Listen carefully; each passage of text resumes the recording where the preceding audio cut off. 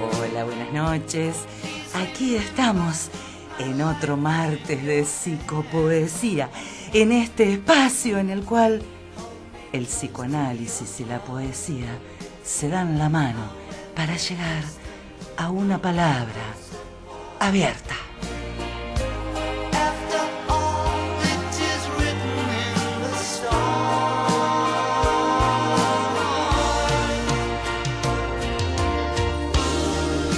Todos los martes, gente necesaria. Aquí en www.arinfoplay.com.ar y también pueden llamarnos al 5219 1042 interno 203.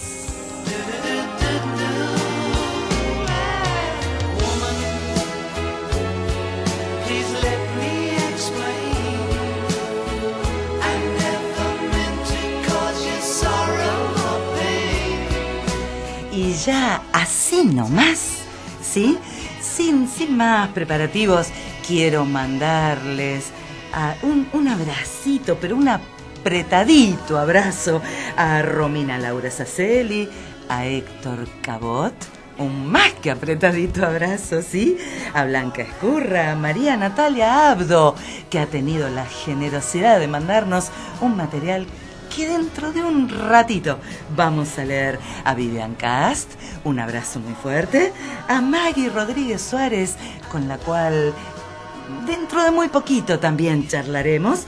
Y a Cecilia Ortiz, que ahí está y me agarró con el pie en el estribo para la publicación de su revista Gealitera, de este mes de febrero, con la convocatoria Recuerdos.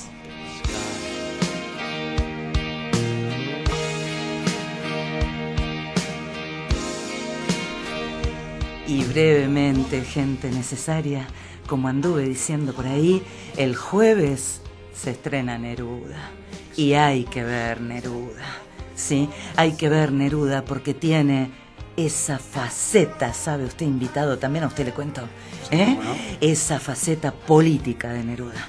El Neruda que se divierte, el Neruda que goza, por supuesto, de una buena posición económica, de su cargo en el Senado, pero el Neruda al que se le viene la tormenta, por un sistema que lo empieza a perseguir, por un partido que lo pone en la clandestinidad, ¿sí? Y un Neruda que enarbola su canto general, y un Neruda que tiene que escapar dentro de su propio país, y un Neruda que entabla, ¿sí?, según el guión de la película, y esto ya sí está guionado, una suerte de relación amo y esclavo con su perseguidor. Y la poesía, por supuesto que sí, la poesía como bandera y la poesía como arma, antes que el fusil. Un Neruda al cual su esposa Delia le dice: estar con vos es como vivir en un barrio con árboles. Se estrena el jueves, Neruda.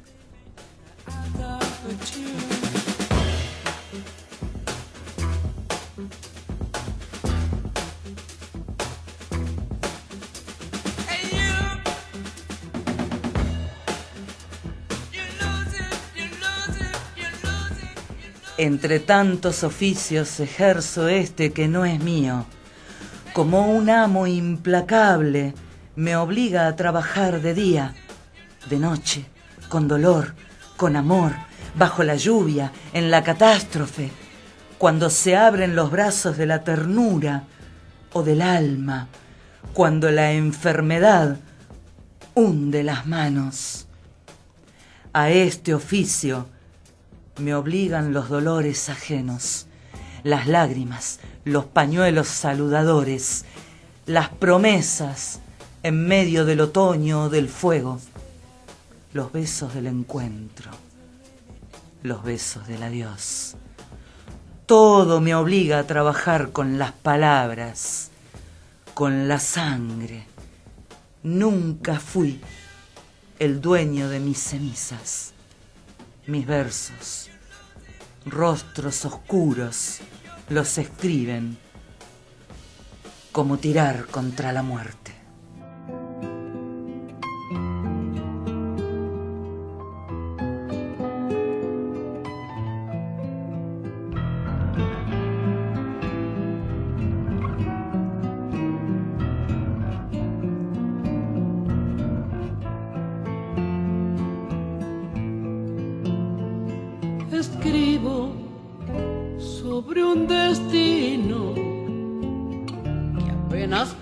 puedo tocar. En tanto un niño se inventa con pegamento un hogar. Mientras busco las palabras para hacer esta canción, un niño esquiva las balas que buscan su corazón. Acurrucado en mi calle duerme un niño y la piedad arma lejos un pesebre y juega la Navidad. Arma lejos un pesebre y juega la Navidad. Y juega la Navidad. Y juega, y juega, y juega.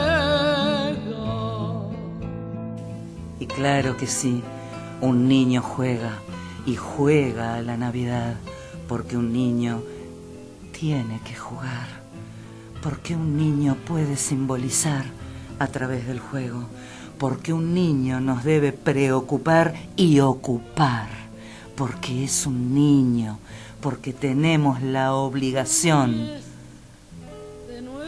de apuntalarlo, de no dejarlo en el olvido. ¿Cómo le va, amigo de la Casa de Psicopoesía, Oscar Ciancio? Muy bien, bueno. muy contento de estar acá. Un placer Bien. enorme volver a estar en la casa y bueno, escuchando estas poesías, estas canciones. Sí. Y bueno, en un lugar familiar. Y en un lugar de familiaridad. De familia, diríamos, claro. De acuerdo a la diferencia que hace Alfredo Grande, ¿no? Exactamente. Vos sabés que hace poquito le dedicamos un programa a Alfredo Grande. Fue un programa dedicado al psicoanálisis implicado el 27 de diciembre para cerrar el año. Buenísimo. Y yo, por una circunstancia particular, estuve dialogando con sus textos, ¿sí? Y recordé tantas cosas, Oscar. Aprendí tantas cosas. Como siempre, uno vive aprendiendo todo el tiempo. Seguramente. ¿No? Seguramente, sí. Y bueno, y aquí estamos, convocados por don Alfredo en aquellos momentos. Sí, tal cual. Y ahora dispuestos a charlar un ratito sobre algunas cosas. Yo te presenté hoy en los muros, desde la militancia de la palabra. ¿Sí? La palabra que milita. De esa manera llamé al programa, militar la palabra. ¿Sí? Y contame vos. Sí, leí de militar la palabra, ¿no? Y pensaba, digo, bueno, ¿cómo sería esto de relacionar, ¿no?, la militancia con la palabra? Y pensaba que es en el hacer, ¿no? Exacto. Es el hacer, la palabra que viene, que puede anticipar el hacer o que viene después del hacer. O las dos. O las dos, y es anticipa esa palabra que está en el hacer también, ¿no? Exacto. Que es esa misma palabra que también es imagen, ¿no? Pensé en esto de la imagen porque recuerdo en la época en que se planteaba qué tenía más fuerza, si una imagen o una palabra. ¿Vos te acordás de esa frase? Sí, Una imagen vale más que 1000 palabras. Sí, había toda una creencia alrededor. Peleas, ¿no? Teóricas en esa línea, ¿no? O sea, quienes defendían la imagen y quienes defendían la palabra, cuando en realidad, si uno se pone a pensar, son dos hermanas, ¿no? Exactamente. Hermanas que están en la militancia, y que también esto de la militancia, ¿no? Uno cuando dice... ¿Qué es la militancia? ¿Qué tipo de militancia? Contémosle, ¿no?, a la gente necesaria que quiere saber, porque están pasando cosas y la gente quiere saber. Yo también quiero saber. Contanos qué es la militancia. Bueno, a mí me ha pasado puedo decir que en realidad no tengo en mi historia personal una militancia así de haberme registrado en un partido político. Creo que eso es una manera, un tipo de militancia, es decir, el militante libre, libre de los partidos, no, en mi caso, pero claro, digo, está la otra militancia que es muy válida, aquel que de pronto encuentra un lugar en un partido político, ¿no? El que fuera. Claro que sí. Sí, digo, bueno, tuve claro que sí, desde el lugar de la convicción, ¿eh? Vos sabés que yo milito el psicoanálisis. Exacto. Bueno, desde el lugar de la convicción. Bueno, tengo una hija que es lo mismo, que bueno, creo que nos debe estar escuchando. Y le mandamos un abrazo con toda convicción. Está en esa línea. Pero bueno, digo, tengo una gran influencia por un movimiento en particular, por un abuelo paterno que es el movimiento anarquista, ¿no? Claro. De ahí mi simpatía y mi cariño y mi amor, además de como persona, por su linda utopía en cuanto a Osvaldo, ¿no? Osvaldo Valle. Osvaldo. Uno de los primeros que se definió como anarquista. Pero bueno, digo, eso es una... Divino. Pero decía como que hay muchas militancias, ¿no? Está la militancia... Qué lindo que lo traigas, perdóname que te interrumpa. Sí, qué lindo que traigas el nombre de Osvaldo Valle. Sí, hay que traerlo a él. Hay que traer a Vicente. Sí, hay que seguir trayendo a Alfredo. Sí, yo sé que a ellos no les va a gustar. Que pero nosotros no digamos importa, maestros. no bueno, importa, no son maestros, importa. son amigos. Exacto. Pero hay que traerlos todo el tiempo, no hay que dejarlos...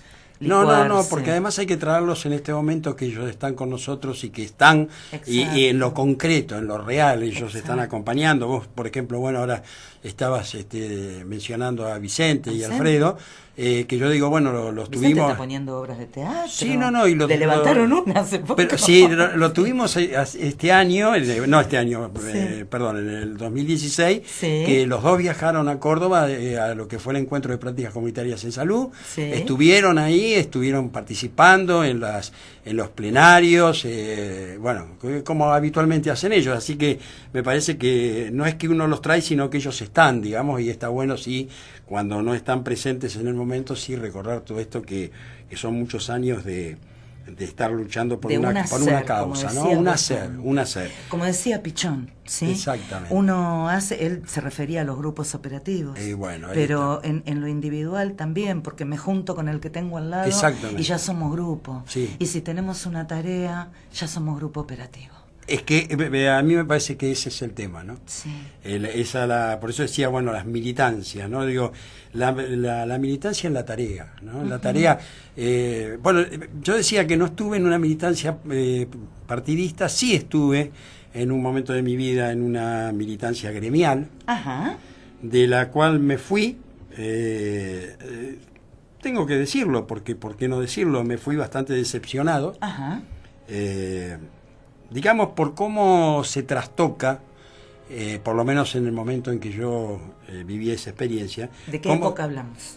Y estamos hablando de la época de principios, comienzos de la democracia después de la dictadura cívico-militar.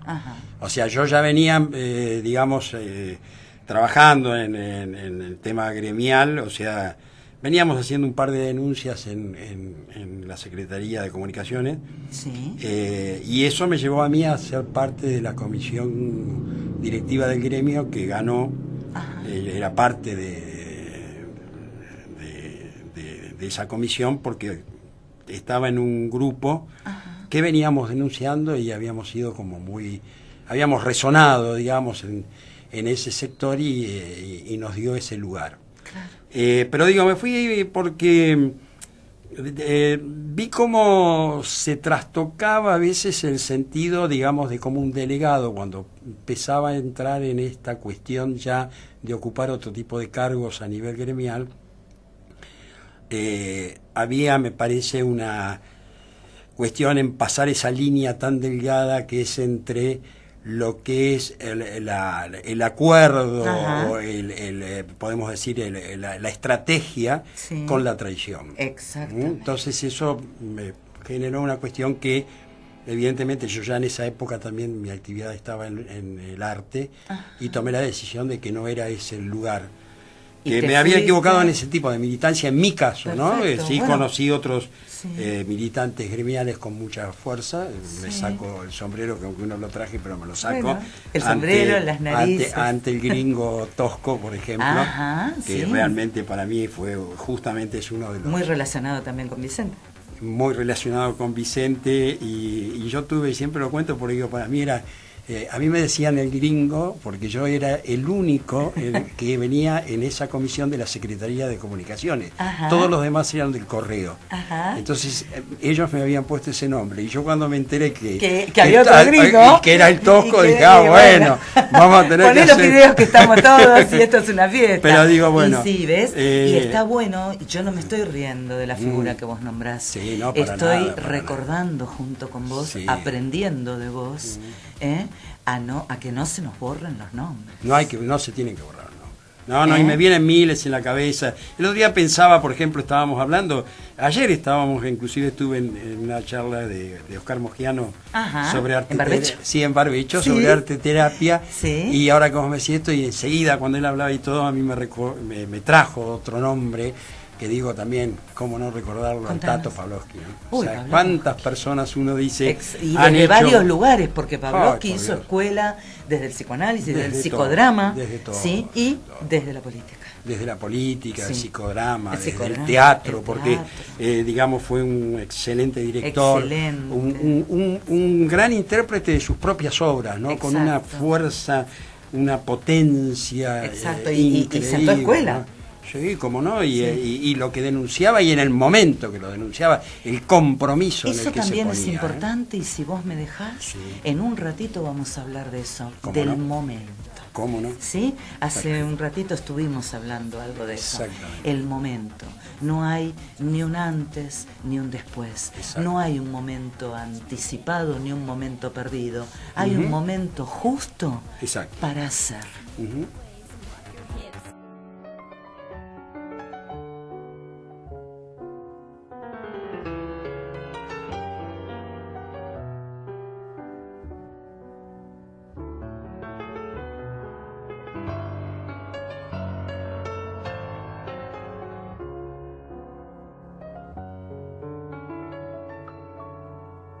Primero la cita lejana de abril, tu oscuro balcón, tu antiguo jardín, más tarde las cartas de pulso febril, mintiendo que no.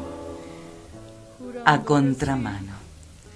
Supe un día en el calendario de óvulos y lunas, de menarcas y lavativas, de Laurelia Genjo, que era mujer. Lloré y lloré con las uñas y cabellos, con los ojos rasurados en los vientos. Las noches las corté a navajazos. No dejé una tarde en el ocaso. Huyeron a refugiarse en arboladas y arenales. Estuve bordando mi cuerpo en la antorcha de fuego, tejida en cartones y chispas. Quise matarme a mí de mí misma, arrancarme la piel del alma, los ojos del pestañeo.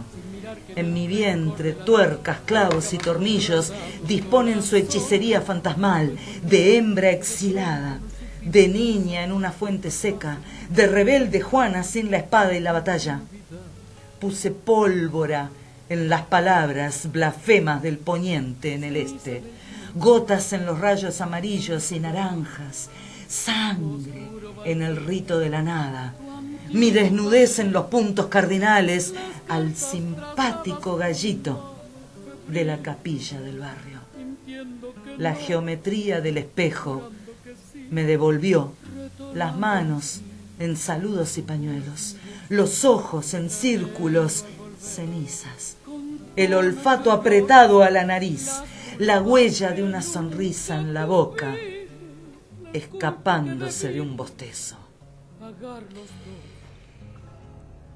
María Natalia Abdo, si de algo tenemos que hablar de sexualidad represora, de creencias, de cosas que están instaladas, del ser mujer en una sociedad, Machista. Exactamente. Y mira, acá quiero algo que lo anoté. Por favor. Porque no sabía que esta poesía no me la mandaron ahora. hoy. Me la mandaron hoy. Yo tampoco la había leído. Yo se lo agradecemos mucho. Me gustaría, sí, buenísima. A María Natalia Abdo. Hay una parte que me gustaría dedicársela a dos mujeres. Por favor. Que las quiero nombrar. Esas dos mujeres son Gabriela Mansilla y Loana, la hija. Gabriela Mansilla y Loana. Esa parte donde dice: supe que era mujer. Supe que era mujer. Porque ese fue el diálogo que creo que sostuvo Gabriela con su hija con Gabriela, y que después nos fuimos sumando muchos más, y que espero que más nos sigamos sumando para entender esto de que el género uno lo percibe. Y que muy distinto o muy lejos está de lo que tiene que ver con la sexualidad. Que eso en todo caso viene después o en el momento que tenga que venir. Pero que esto hay que empezar a aprender a escuchar. Y que en esto no hay una edad. Que no hay edad que pone un límite. Simplemente hay que poner una escucha y ver en ese diálogo cuánto hay de realidad en esta afirmación. Una escucha activa. Una escucha activa. Que es lo que creo y sostengo, y con mucho amor, que es lo que no sé si estará escuchando, pero si nos está escuchando creo que lo sabe, que es lo que yo pienso de Gabriela y de por supuesto el amor que tengo por los dos hijos que ella tiene. Por supuesto que sí. Así que bueno, eso Gabriela, lo quería marcar porque me parece que es algo que nos había quedado pendiente en la vez pasada sí. de una... Mejor que nos queden cosas pendientes, sí, así seguís viniendo. Pero un espacio de militancia que justamente veníamos hablando de la militancia, que me parece que bueno, ahí yo lo que sí propongo que para militar en ese espacio hay que estar muy seguro, porque hay que ir contra muchas cosas, muchos prejuicios, y lo bueno es estar seguro. Lo bueno es estar seguro porque, saber que uno está bien parado y que puede aguantar la tormenta que viene, ¿no? Así que bueno, ahí estamos, y eso estoy seguro que Gabriela ahí seguirá peleando por lo que ella tanto... Y allí vamos, Gabriela, Loana, el abrazo de Graciela Mosquera, el abrazo de Psicopoesía, tienen este espacio a entera disposición para lo que ustedes quieran. Y Gabriela, Loana y María Natalia Abdo, se trata de saber qué es ser mujer, como bien dice mi amigo. Y hablando de mi amigo, no vamos a cortar con música. ¿Hola? ¿Puedo hablar? ¿Estoy hablando? Por supuesto podés hablar y estás hablando. Estás hablando. Acá estoy con un señor que se confiesa a tu padre. Sí, soy. Y entonces, por lo que ustedes dijeron, tanto vos como él, es increíble cómo coordinó, digamos, la cuestión de la palabra. Bueno, ni hablar, quiero conocerte. Bueno, estás invitada cuando vos quieras. Soraya, digo bien. Sí. Pero por lo que decís también y por lo que, bueno, te acabo de escuchar recitar, ¿sí? Gracias, querida. La verdad es que muchas gracias. Porque estos espacios puedan seguir siendo posibles, si no nos enteramos, si no... Esa es la idea, Soraya. Esa es la idea, que todos sepamos lo que hacemos todos. Bueno, entonces... Esto yo quería decir sobre esto, que es justo una cosa, que es un poema que yo le he dedicado a mi padre. Por favor. Y que quizás tiene que ver con lo que acaban de decir. Dice: vos creaste al que abre la boca grande entre los trapos trenzados del silencio para cederle lugar a la imagen. Y están tus hijos, ahora, escuchando a la voz de la boca grande gritar arte y sangre. ¡Ay, qué linda que sos!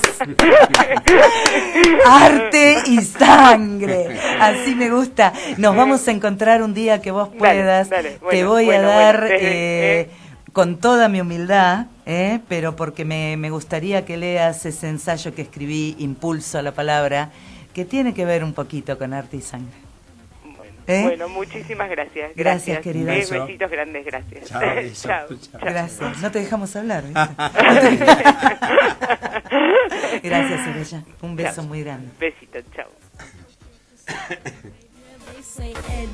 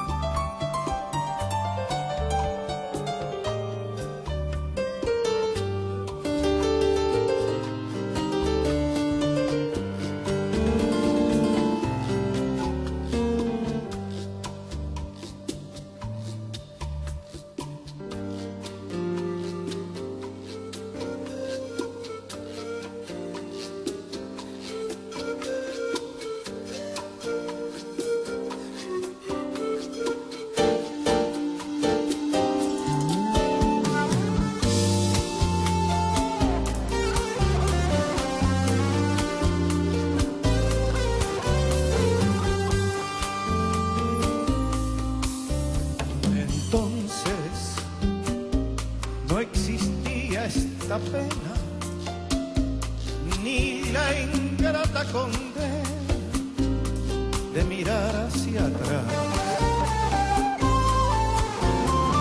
Entonces no importaba el destierro, ni buscaba consuelo para la soledad.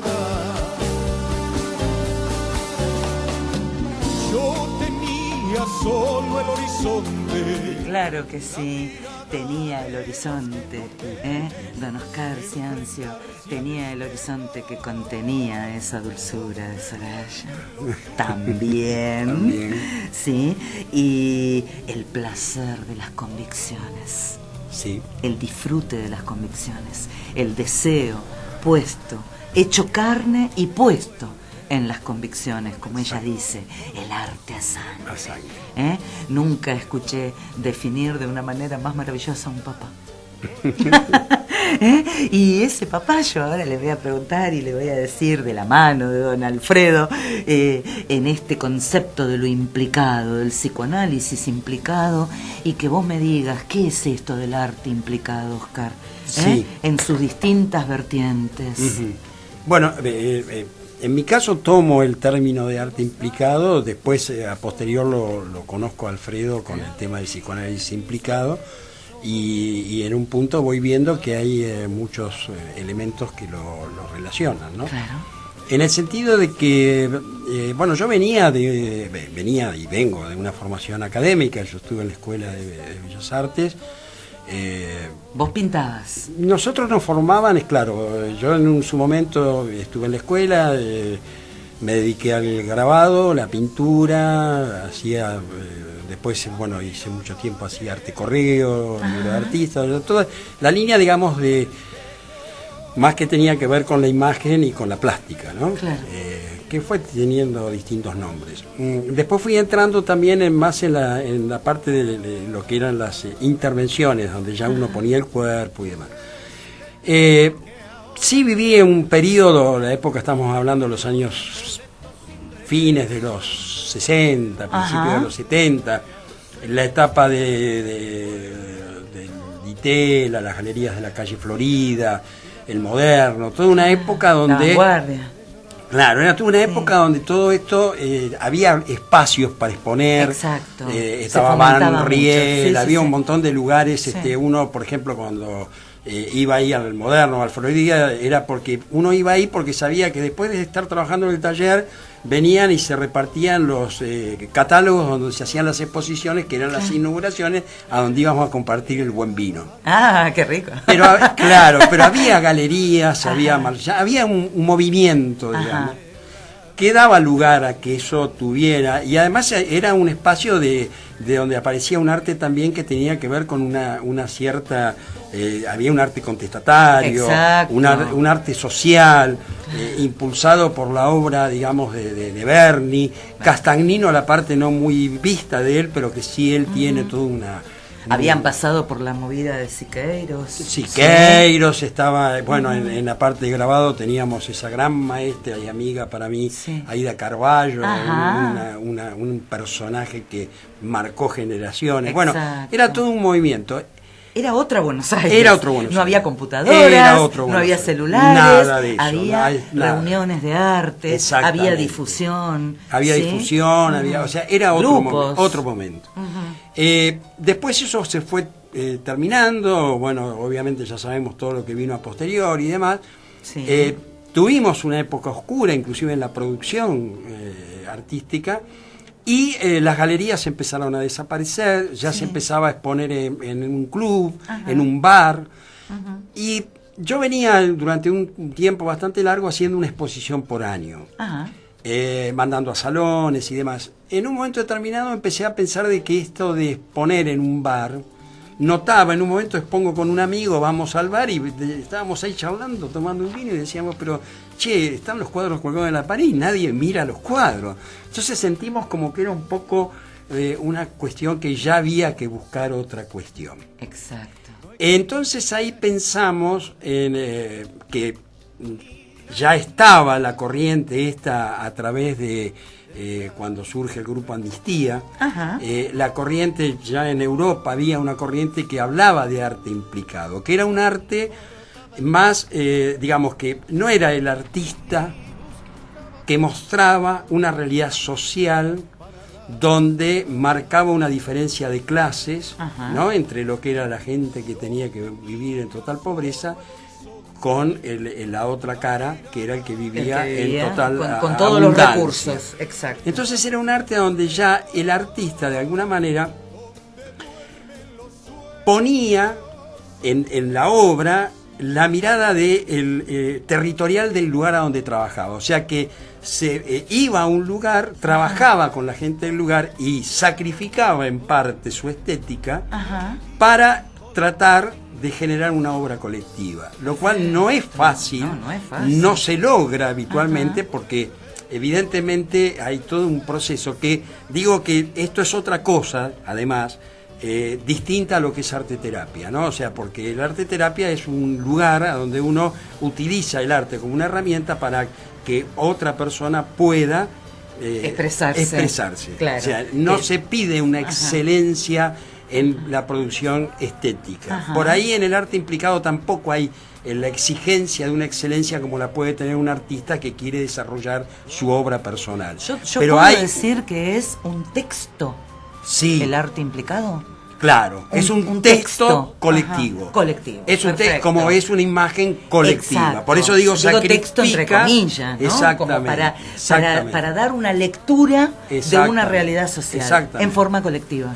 Bueno, el arte en general lo que hace es, lo decía Rilke, era uno de los que decía, el arte hace que el espectador, el artista hace que el espectador deponga la mirada. El artista se pone la mirada y él en el arte implicado, hay un juego de roles ahí, claro, en el arte implicado, el artista tiene que asumir el compromiso de poner parte de esa mirada. Exacto. ¿Por qué? Para darle entrada a la mirada. Se implica, digamos, digámoslo de una manera ortodoxa. Es que se implica, se pone, se mete ahí. Bueno, y acá hay un término que yo uso que a veces me miran como decía, encima como, bueno, a ver cómo te voy a mirar, ¿vale? Claro, por eso digo que en ese momento, en el tema de las miradas, no es que la mirada del espectador o del artista tiene que atravesar, la mirada tiene que penetrar. Perfecto. La penetración tiene que ver con esto de que entra en el cuerpo. Exacto. Al entrar en el cuerpo, esa mirada depone la mirada de uno. Depone. Entonces eso que hace el artista habitualmente en una obra que es propia, el artista que quiere hacer un arte implicado tiene que deponer en parte Eso es un juego con el narcisismo también, Absolutamente, porque absolutamente. Digamos, de poner una parte de la propia mirada, dejarse penetrar también, penetrar y dejarse penetrar por la mirada del otro, que no es más. Bueno, ahí está la cuestión que sería en parte, digamos, como ir simplificando un poco el tema de lo que sería todo esto del arte implicado, porque después también tiene toda una serie de cuestiones que es el trabajo que uno va desarrollando con esto. Ajá. Y justamente la correspondencia que tiene con lo que uno trabaja en lo social, pero en lo social hablando de salir del taller. O sea, el artista generalmente, principalmente el artista que trabaja en el área de la plástica, ¿no? Pienso que, bueno, el escritor por ahí puede hacerlo en un bar. Sí, pero también hay una actitud y un acto solitario más en solitario. escribir, ¿eh? En este caso... Hasta que se convierte en escritor. El claro. autor es más solitario. Exactamente. El escritor, bueno, exacto, dirige su obra a otro. Sí, y en este caso pasa lo mismo. Pasa lo mismo. Claro. En este caso, bueno, lo que uno hace va como entrando más en este mundo, digamos que se podría decir, sale del taller, claro, para poder meterse ya en la calle. O sea, Aida Carballo decía, el taller no está en el lugar solamente, claro, está dentro de uno. Podríamos decir que en el arte, pero podríamos decir que el arte implicado sería, el taller está en el lugar a donde uno produce, adentro de uno y en la calle. Exacto. Eso sería el arte implicado, donde el artista sale a la calle, pero como también decía Antonio Artaud, como artista. No podía concebir él la obra por separada de lo que era el artista, en su cuerpo, en su totalidad. Exactamente, ¿no? Desde porque ahí, esa función social es ineludible. De esa manera yo pienso el arte implicado, Perfecto. de esa manera lo pienso. Y a toda nuestra gente necesaria, parafraseando como vos bien sabés a Lima Quintana, yo llamo a todos ustedes gente necesaria, y parafraseándome a mí misma, digo que esta es una mesa de domingo, ¿sí? Donde nos juntamos a charlar y por sobre todas las cosas aprender todos de todos. Exacto. Y en esta mesa de domingo, contanos en qué andás, Oscar Ciancio. Bueno, contame un poco, porque yo ya sé, ya estuve chomeando un poquito, pero por favor, contame, porque es muy interesante, si es que tenés ganas de hacer una reflexión de lo que estuvimos hablando. Me parece que también es una forma de hablar de esta cuestión de lo implicado.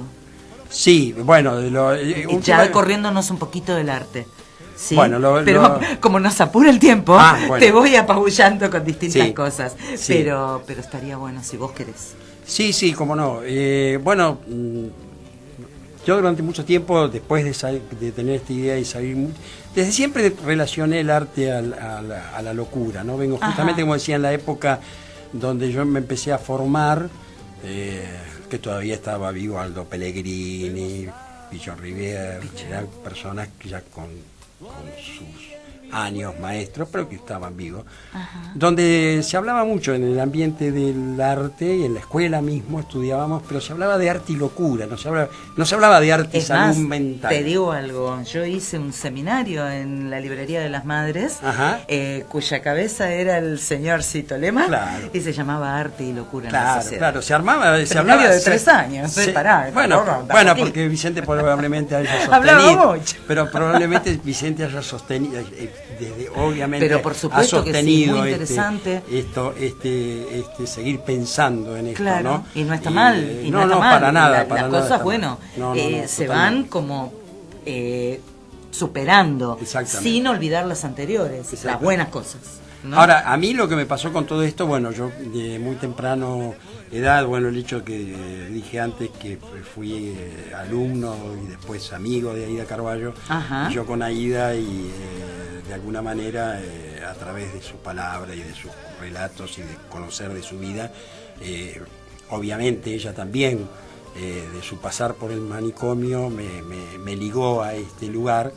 Y desde ya muy temprana edad empecé a recorrer un poco el tema del manicomio, y después terminé, cuando pude, trabajando un tiempo ahí en el Borda, en el cual ahora ya no estoy yendo. Sí estoy en contacto con la gente del Melchor. ¿En los talleres protegidos estabas vos? No, yo estaba en el Frente de Artistas. En el Frente de Artistas. Después me fui, estaba en el taller que era Voces de los Muros, que era el taller de mural. Eso lo habíamos dicho en el otro programa, el del 11 de octubre. Pero bueno, y después yo, ahora estoy en contacto con la gente de allá de La Plata, del movimiento desmanicomializador del Melchor Romero. Pero digo, empecé más también a trabajar en este momento lo que tiene que ver con lo que es la parte de lo que está pasando en la calle, lo que está pasando en todos los otros aspectos, como tiene que ver con la diversidad de género, que tiene que ver con la parte de los pueblos originarios, en distintos lugares que fui como tratando de ir a ver qué pasaba, qué estaba, porque a mí me fue dando la impresión de que ya el manicomio está pasando más allá, para que no me digan que yo no tengo en cuenta que el manicomio es lo peor como institución, que encierra a las personas y que les quita la identidad, lo cual estoy totalmente de acuerdo. Pero digo, hay una parte manicomial que ya está tomando la calle. Y esa parte manicomial hace que, por ejemplo, lo que vos me decías que hablábamos hoy, yo me entero anoche que el día 8, por ejemplo, en una persona que en Formosa es internada, pedido por la madre por un brote psicótico, la trasladan el mismo día a otro lugar, y a partir de ese momento hay un par de denuncias que a mí me llegaron todos los datos, tengo todos los elementos, porque esa persona, exactamente, esa persona desaparece y no se sabe dónde fue a parar, cosa que yo digo, bueno, tenemos leyes, tenemos cuestiones que se suponen que esto ya no tendría que estar pasando, y está pasando. Se supone, como vos decís. Y esto pasó el 8 de noviembre, el 8 de noviembre 2016. Pasó el 8 del 2016 y este chico sigue sin aparecer. Sigue sin aparecer, hay denuncias hechas por la madre, ahora hay gente que está interviniendo, se sigue averiguando, no se sabe cuál es el paradero de esta persona. Perfecto. Qué bárbaro. Esto digo, ahora también uno en la calle ve... Pero la condición de persona, porque, a ver, nosotros tenemos una zanja, ya no es una herida, una zanja llena de sangre en nuestra historia. Sí. Y lo sabemos muy bien, cada uno lo habrá vivido desde el lugar que le tocó, todo es respetable, pero tenemos una herida que tiene el tamaño de una zanja, con los desaparecidos. ¿Seguimos desapareciendo? Seguimos desapareciendo. Y bueno, el otro tema que vos me decías, que lo que estoy, justamente ahora vamos a hacer otra movilización, que hace poquito estuvimos, siempre acompañamos nosotros la movilización de Vanessa, de la hermana de Luciano Arruga. Y este es otro tema, ¿no? El tema de, por ejemplo, cómo se le quiere achacar a los pibes, y le queremos pasar el paquete de la responsabilidad de los adultos a que hoy los pibes son los culpables de todo lo que nos pasa a nosotros. Bueno, pero vos sabés, ¿no? Oscar, Entonces, eso es muy fácil, porque como el pibe, como vos decís, no sabe. Hace poco leí la balada del boludo de Einstein. El pibe es un boludo, claro. El pibe no sabe, el pibe se está formando, el pibe tiene 40, 50, 60 años más para vivir, ¿sí? Yo, ¿de dónde saco excusa para ser, no voy a decir la palabra, ¿no? Pero para ser mala persona, digamos, ¿de dónde saco excusas? El pibe está justificado, metémoslo todo en los pibes. Todo, sí, todo. Y está todo bien, total. Yo no tengo excusa como adulto. Sí, es que todo se toma muy a la ligera. Vos decís, otra de las cosas que hoy estábamos hablando, ¿no? El tema así del tetazo de hoy, por ejemplo. Hoy lo hablamos, el tema hoy fue el tetazo, del feminismo, por ejemplo. Y yo esto lo voy a decir porque se lo tengo atravesado. Igual por favor, lo dije a la persona que se lo hice notar a la persona que lo dijo en su momento en una charla. Yo venía acordando con todo lo que decía, una feminista con la cual yo estaba de acuerdo. Yo pienso que tengo cuestiones que son de formación machista, porque vengo de una sociedad machista. Quiero transitar el sentir y el pensamiento feminista, pero para poder llegar a ser una persona abierta. Palabra abierta es el lema de Psicopoesía. Y es el lema de la vida. No, eso no hay es para otro mí lugar. el recorrido. Exacto. Ahora, yo estoy escuchando un discurso donde cierra el discurso esta persona diciendo: tenemos que tener claro que el hombre es el enemigo. Yo dije, no, un momento, ahí ya no me pude callar. ¿No? Entonces dije, bueno, no, a ver, hasta acá llego, acuerdo. Estoy de acuerdo. Hay un sufrimiento de la mujer en una sociedad machista, patriarcal, proseneta, porque tiene todos los calificativos que le querramos poner, porque evidentemente ante una iglesia con la complicidad que tiene con este tema, los gobiernos con la complicidad que tienen con este tema, y la complicidad de las familias que tienen que ver con este tema, digo, no podemos decir que esto no está pasando. Ahora, no es el hombre el enemigo, es el machismo que está en el hombre, en la mujer, en la escuela, en la educación, en la iglesia es y la en la formación. adjudicación Claro. de un concepto. Lo porte quien lo porte, también hay mujeres machistas. Exactamente. Entonces ¿Sí? digo, bueno. No es una cuestión de ser portador de pito. Exactamente. A ver, si Exacto. me perdona la gente necesaria. Sí, Pero sí, digamos sí. las cosas como deben ser. Como debe ser. Sí, no Sí, es sí, ser sí. portador. Claro. Es tener una actitud, un pensamiento y obrar en consecuencia. ¿Sí? Y bueno, en esto yo por lo menos es en lo que trato de... Para mí, digamos, nada está suelto en la vida.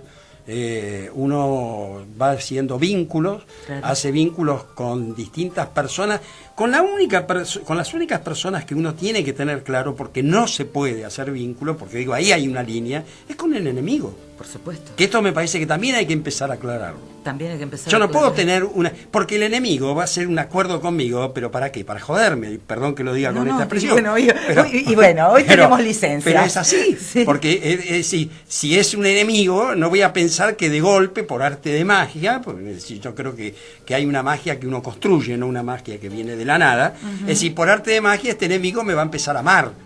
O sea, evidentemente... Bueno, sí, por arte de magia, y es por arte de magia, algo te va a sacar. Sí, claro. Entonces, Haciendo el versito. Ese es el límite. Después, los vínculos uno va haciendo, sí, con la diversidad. Por eso Claro que adhiero sí. a lo que es la diversidad. Claro que y sí. ahí me sumo a la diversidad de género, a la diversidad de sexo, a la diversidad de pensamiento, a la diversidad de sentimiento. Totalmente. En la medida que se tenga en cuenta que la persona tiene que ser abierta, y persona abierta es libre y da libertad al otro. Y cuando uno me dice, ¿y qué Uno tipo no de...? puede ser libre si no le da libertad No, al otro. claro, ¿y qué vive en la misma cárcel donde pone al otro. También me pueden decir de qué tipo de libertad yo estoy hablando. Estoy hablando de la libertad de poder hacer y decir lo que uno cree que tiene que hacer y decir. Exacto. Y no se tiene que estar callando, como creo que estamos haciendo nosotros ahora. Exacto. Porque decimos lo que tenemos ganas de decir. Por eso, volviendo al tetazo, ¿sí? Y volviendo a lo que pasó en Mar del Plata, tenemos que entender que eso es un mensaje, ¿sí? Totalmente. Es un mensaje para tener una actitud abierta. Totalmente. Un derrotero abierto, ni machista, ni feminista. Ni feminista, Todos ni los, nada los que lo- fundamentalismos son absolutamente nocivos Totalmente. para la cultura, para la sociedad, para el amor. Totalmente. Sí, Totalmente. pero el mensaje es claro, el mensaje es la libertad, no hay otra, no es mostrar una teta. Exactamente. Porque ¿no? eso lo ¿No? podemos ver en cualquier lado, Exactamente, ¿sí? exactamente. El mensaje es la libertad. ¿Qué es lo que nos molesta tanto? Vos hablabas antes de dejarse penetrar por la mirada, el arte implicado. ¿Qué es lo que no podemos hacer Exacto. que nos deje penetrar por una imagen? ¿Qué tenemos adentro? Los que tratamos de reprimir ese tipo de cosas, y hablo en plural para hacerlo, siempre hablar en tercera persona es más fácil, ¿no? Pero bueno, o en este caso uso el plural, no la tercera persona. Pero los que hablan en contra de estas actitudes, de una chica tomando sol, Sí. o de otro cantando una canción, o de otro pintando una pared, ¿sí? O de otro esgrimiendo una opinión. Sí, sí, tal cual. Perfecto. O usando un pelo de tal manera u otra cosa. ¿Qué es lo que tienen adentro? ¿Cuál es la propia cárcel? Exacto. ¿Sí? Exacto. Que no se deja penetrar, ni aún por la mirada de la mirada. ¿No? Sí. Eso es algo que a mí me cuestiona mucho. Porque el que reprime, el que se enoja, el primero que se enoja en una discusión ya sabemos que es el que no tiene razón. Eso es viejo, pero es así, ¿sí? Pero el que reprime también tiene una cárcel. Y sí, También tiene seguro una que gran sí. represión. Y sí, claro Sí. que sí. Y acá tenemos gente necesaria. A ver, vamos a ver, te voy a contar en un minutito a nuestros queridos amigos Damaso Manuel Martínez, Ricardo Videla Cáceres, un poetazo que ya va a estar por acá y lo vamos a leer. Daniel Tomás Quintana, otro poetazo excelente. José Graíño, que creo que un poquito lo conoces. Sí, por favor. Un poquito lo conoces. Amigazo. Un pero- amigazo que ya Sí. estuvo por acá y que vamos a Bien. hacer todo lo posible para que vuelva. Gustavo Silva, un poetazo. Sandra Costa, una cantante excelente. Mar Moslo, una colega nuestra, psicóloga, ¿sí? Romina Laura Sancelli, a la cual antes le mandamos un abrazo, Cristina Barbonetti, Damaso Manuel Martínez, que ya no nombramos, María Natalia Abdo, que la leímos, ¿sí? Lican, Alba Golf y Judy Marlín, que el otro día nos escuchó desde Colombia, cuando vino Jorge Figueroa a deleitarnos con sus canciones. Y ellos están ahí. Como digo siempre, Oscar, no importa 1, 2 o 3 o 1 millón. Con uno solo, ya está. Tenemos la mesa servida. Sí, sí. Tal cual.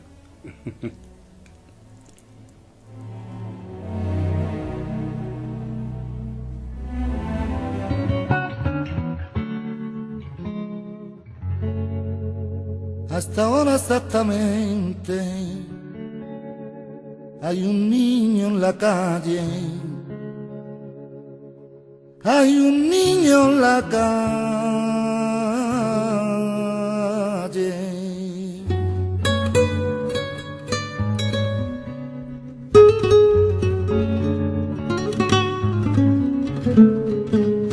Deshonra de los hombres proteger lo que crece, cuidar que no haya infancia dispersas por las calles, evitar que naufrague su corazón de barco, su increíble aventura de pan y chocolate.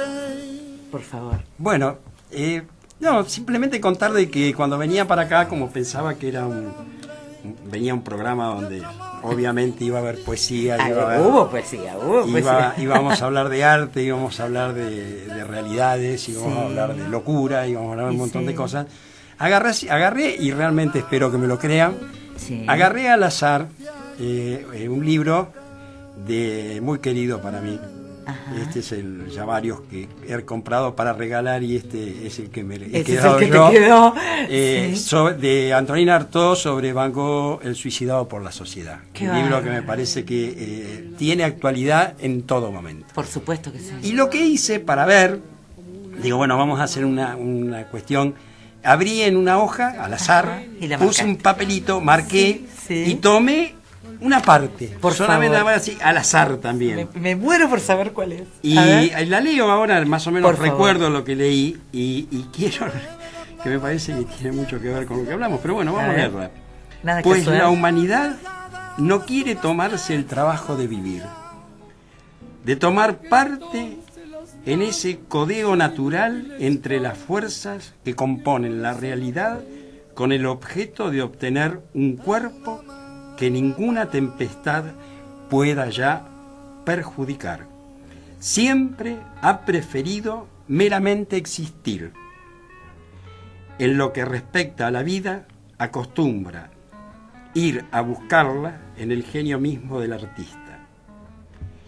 En cambio, a Van Gogh, que puso a azar una de sus manos, nunca lo atemorizó la lucha para vivir, es decir, para separar el hecho de vivir de la idea de existir.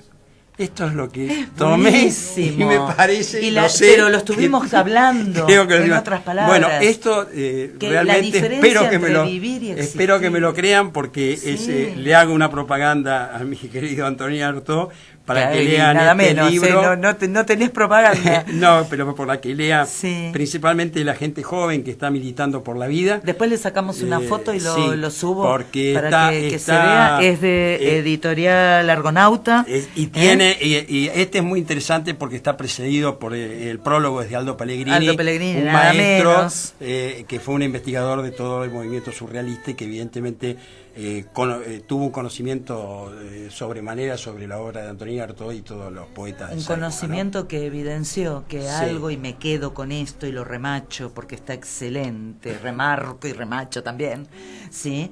La penetración de una mirada, de una voz, de un concepto. La penetración de esta mesa de domingo, en la casa de esta gente necesaria a los que queremos mucho, ¿sí?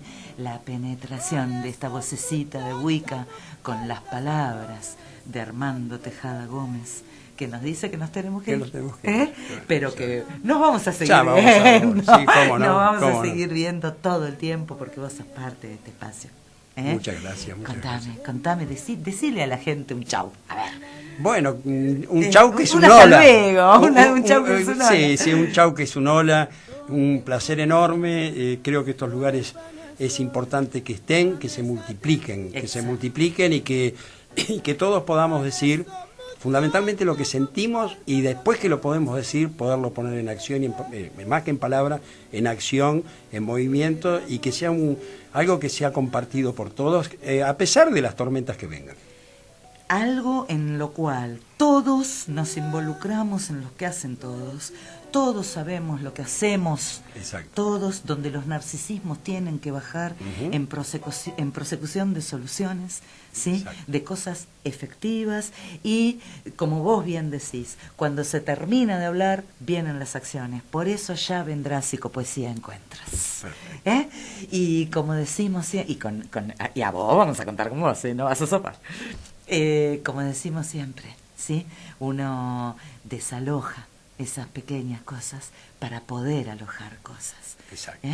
Uno se queda con ese cachito, como para que piensa que pierde, pero simplemente es para poder incorporar, para poder volver a alojar, ¿sí? Porque en definitiva, y como digo siempre, y te doy esta caricia en la mano, que te quiero mucho, Oscar, y te agradezco mucho que hayas estado acá. No, muchas gracias a ustedes para venir acá, estar acá, es un placer enorme para mí. Bien, enorme. Porque yo te digo, ¿no? Estoy plenamente convencida, no es una frase hecha. La vida siempre es una ganancia. Hasta psicopoesía, siempre. Estás escuchando